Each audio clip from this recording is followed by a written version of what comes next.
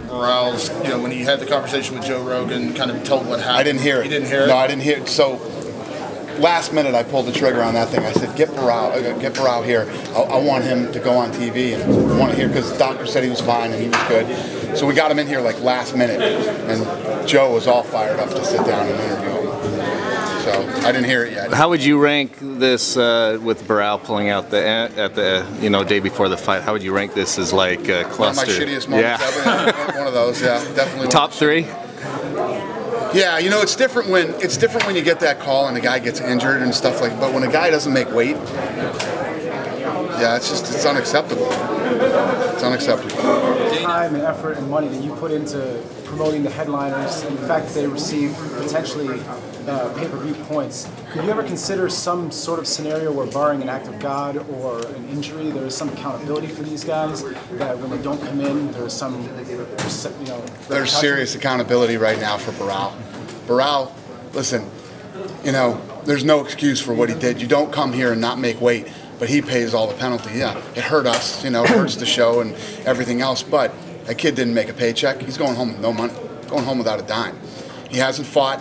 He just paid for a camp, and who knows when he's going to fight again. So believe me, the penalties in this sport are worse than any other sport. You know what I mean? You hear, and Barao's a guy who just got to the point where he's making big money now. The kid's finally in a position where he's making great money, and he just missed an entire payday after going through a full camp. It's pretty tough to penalize him any more than that. And who knows when he's going to fight again. So. Did you talk to him about that, like about how he was feeling, or like how he's going to? Nope. Not a word. No, I don't really ask guys about their feelings too much, but I said to him, "Are you okay?" I mean, first of all, you want to know that he's healthy and that he's okay. That's more important than any fight or any sporting event.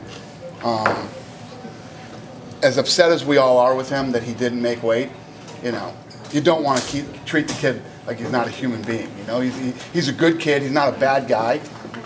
For some reason, whatever the reason is, he and his camp know that reason.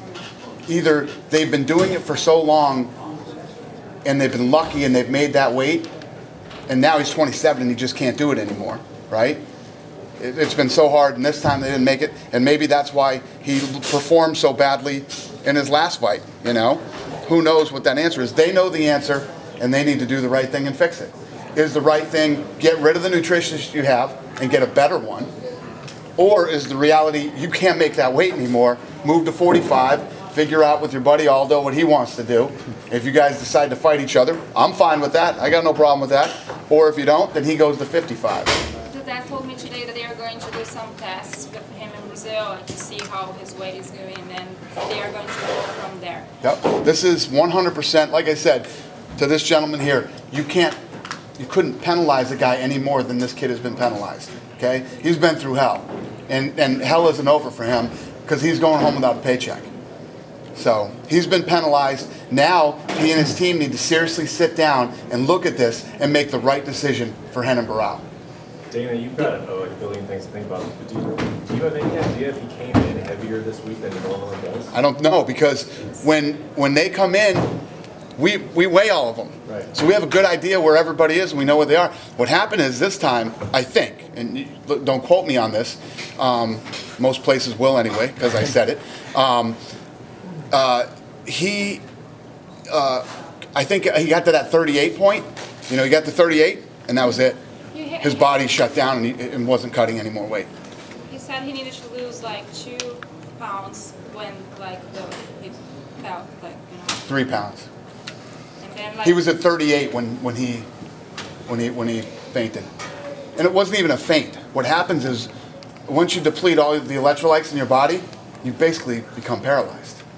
That's what happens. You become paralyzed. You can't move any of your limbs, and they had to come and call 911 and you go in, they put it back into your body, takes some time, and then you're back to normal. But that's what he did. And when that happens, it means one thing: you cut your weight the wrong way. You cut your weight the wrong way. Somebody wasn't there monitoring you cutting your weight and know where your body is, and he needs a better nutritionist, in my opinion. But I don't know all the answers.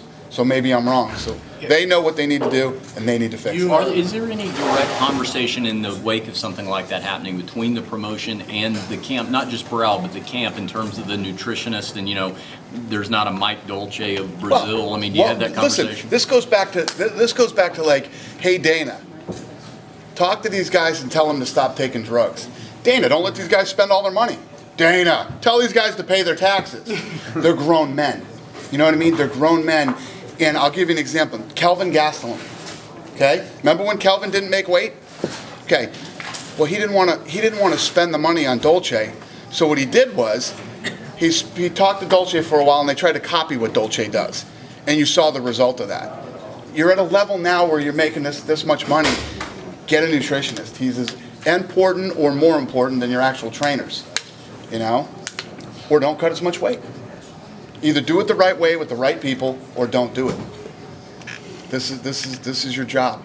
You obviously made this statement with Cejudo. He's got a choice: either go to 135 or don't fight. Well, this guy has like serious history of doing this, and he's never even fought here yet. Right. And from judo, he's had lots of weight cutting issues there, on his body. Like, it takes a toll on your body after a while. So you guys came close with Thiago Alves. I remember when he missed weight a few times, where you're almost to the point where you pulled the trigger and said, go to 185, but that's it. Yeah, like Anthony Johnson. Yeah. So with Barao, what is because obviously this is a big moment to miss weight. Right, but it's the only time he's never made weight. Is he on a shorter leash though? If he misses it again or anything like that? Yeah, it's a big deal. Is there any reason Sunsao wouldn't be next? I mean, it seems like he's logical. Makes sense. Yeah.